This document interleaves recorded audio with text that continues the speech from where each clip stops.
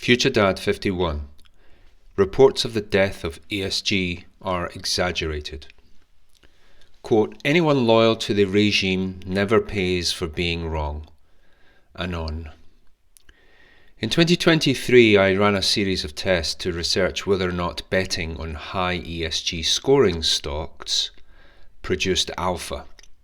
Meaning, does investing in an ESG-oriented portfolio produce statistically significant excess positive returns compared to that of a market benchmark?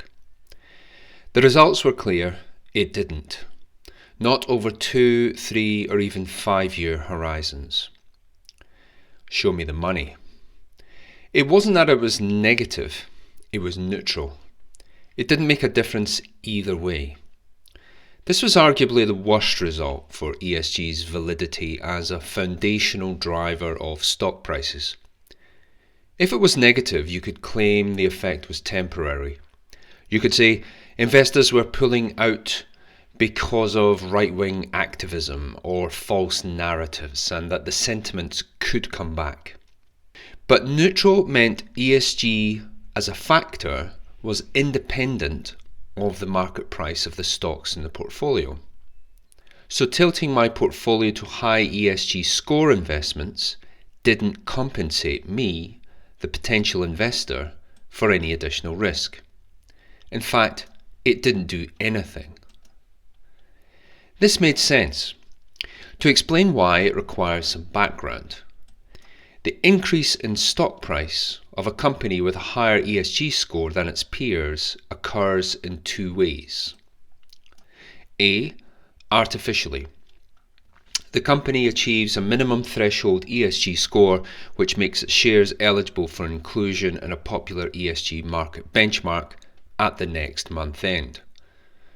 When that is announced, fund managers whose results are judged versus that benchmark have to quickly purchase the stock or else it would be underweight, a deliberate, usually unsanctioned decision. This purchasing action drives the price up and produces excess return. B. Authentically. This is the notion that ESG-directed corporate behaviour genuinely drives profit and growth in a company, leading to outperformance of the stock itself. Or simply put, installing 50% of women on the board drives greater profits compared to, say, a paltry 10%, when aggregated across many other granular ESG metrics. If this existed, we would never hear the end of it. Now, price moves had already occurred via A at an accelerated rate in the initial growth of ESG from 2010 to 2018. When pension funds pivoted towards socially aware investing and the like. Afterwards, even although the public debate subsequently rose in temperature, George Floyd, riots, etc., the smart institutional money had already found a home. The alpha due to A had already been discovered and crystallized. We're waiting. Then there was a pause as investors waited on B to happen. Those waiting eventually realised it didn't exist. Apparently, putting more women on company boards or reducing carbon footprint didn't magically make customers buy more PlayStations or Prada or make employees more productive. In other words, the absence of alpha in my 2023 research.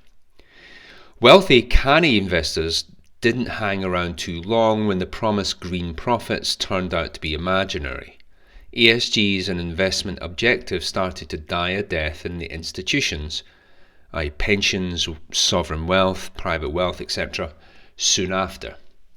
By June 2024, Barclays reported that private clients had withdrawn $40 billion from ESG equity funds. Letting go. This was sensational in two directions of thought. Firstly, that ESG, a fundamentally anti-capitalist method of investing, was practiced for so long, 2010 to 2023-ish. It's testament to the rot at the heart of corporations and the dominant presence of the longhouse, i.e. the matriarchy, see FutureDad 52, the long end of the longhouse, and secondly, according to pundits, Despite that dominant presence, the Longhouse was prepared to actually let go of ESG. So that brings me to the premise of this essay, the much heralded demise of ESG. In the first few months after Trump's second inauguration, its death would seem like a slam dunk. However, there are 3 reasons why it is likely to hang around like a bad smell in the long run. Clearly not as an investment objective, that ship has sailed, but remaining as a concealed corporate narrative. The 3 reasons are: 1. Rebranding, 2. True believers, 3. Internal vested interests. 1. Rebranding. ESG was and still is an industry. A lot of salaries are at stake. ESG advisors, managers and consultants made vast fortunes selling companies' data and software with an ESG hat on. Sometimes on the back of ways to pump their ESG score and pretend it's better in some painfully ill-defined way. Sometimes authoritative and quasi-regulatory ways to brand, rate and score companies as being ESG. In fact, they love regulations. They do the heavy lifting for them. There are many social/soft science masters and PhD holders working in ESG fields. Their intelligence has allowed them to create pseudo-specialism within ESG. They could be researching into new and interesting ways to measure carbon dioxide per plane seat, or convincing clients that it's actually the governance score that really matters, actually. They're not stupid, far from it. They have realized that they have crawled down a career branch which is being sawn off behind them. And they need to keep paying the mortgage. They're not that wedded to green or gay race communist ideals either. Did I mention that they need to keep paying a mortgage? So one plausibly and pleasingly minimum effort solution presents itself: a rebrand. Double speak. We have seen the rebranding exercise already. Instead of calling a project or initiative environmental, a dirty word in finance by the mid-2020s, it is increasingly being classified as infrastructure. And to dress it up in inappropriate leather shorts even further, it is termed a critical part of infrastructure. Even more barefaced BS is planned. Let's rebrand it as an energy security.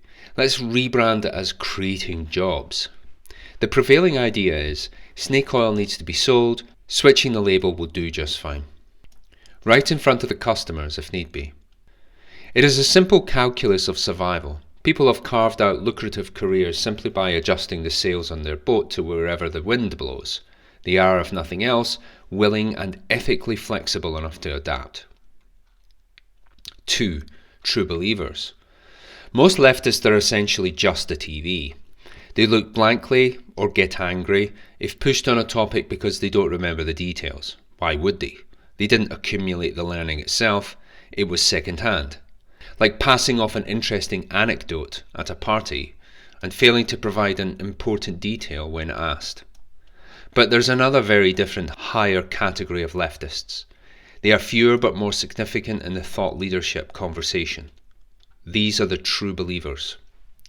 These leftists didn't just stop believing in it because it doesn't add investment value or it causes actual environmental devastation, which see wind farms. They have bought into the philosophical gobbledygook like a cult member. They, because they are smarter than you or I, believe the world can be improved as long as they do the thinking and controlling. ESGO. Ask them a Thomas Sowell compared to what question, and they will be unable to answer, yet hold their position even more strongly. They will never countenance the counter-narrative, so presenting it to them does not make them change direction, ever. They must protect their ego and fillet their beliefs that it is a net good for the world. Please everyone look at me and love me, they gush. I'm doing everything to save you. ESG to them is always a good thing. Why? It just is. You're evil for thinking otherwise. They will use whatever misdirection is necessary to convince everyone around them it's beneficial and intrinsically good. Do you wonder what occupies the glass-eyed sociopaths who insist that you get your 5th booster and who still wear a mask? They are nagging in a million Zoom calls to a million rebranders and internal vested interest to keep ESG going. Reality will not get in their way. 3. Internal vested interests. Now let's look at the internal machinations of large corporations. Even when a person's role is internal and wasn't explicitly tied to ESG categories 1 and 2 above, it is still incentivized by it. It boils down to this: managers and directors have 10 or more % of their bonus attributed to either diversity hiring, meaning hiring less white men, or saving the earth. Now those managers need to plan and scheme in order to keep justifying that bonus. Some of it will involve rebranding, as per example 1 above. But for managers higher up the totem pole who aren't true believers but do like money, it will involve stealth. Lobbying and pressuring regulators, governments and the board to still include ESG while seemingly not doing so. In other words, perpetuating organisational guilt about the number of women on the board without making a song and dance about it. Continuation. They are more than capable of obscuring the continuation of ESG by any other means. This isn't rebranding because it is internal and they don't need to. It is inertial. You need to keep funding the bonuses for hiring historically disadvantaged groups and exclude vendors who aren't green because that's the right thing to do. Meaning, it is the easiest money I will ever earn in this company. In governments it is worse, naturally. The hiring of well-paid gay race communist enforcers has metastasized as diversity and inclusion, and it won't go away. In January 2025, the National Audit Office, responsible for monitoring government spending, advertised a head of D&I for $80,000 per annum. That person will have a budget and an agenda and will have a 90 IQ. She will do all the dunderheaded bits and pieces of her job, but without the ESG label. And where the government goes, so do the corporations and their tractor beam. Conclusion. By 2030, ESG will barely be mentioned in either company documents, fund brochures, or investment pitch decks. It, as a term, will be quasi-blacklisted by government press releases and internal memos. But in every case, in every egalitarian corporate cesspit, and in every deep state communist cell, the activity will still be there, just without the identifying sticker and clown costume. FutureDad.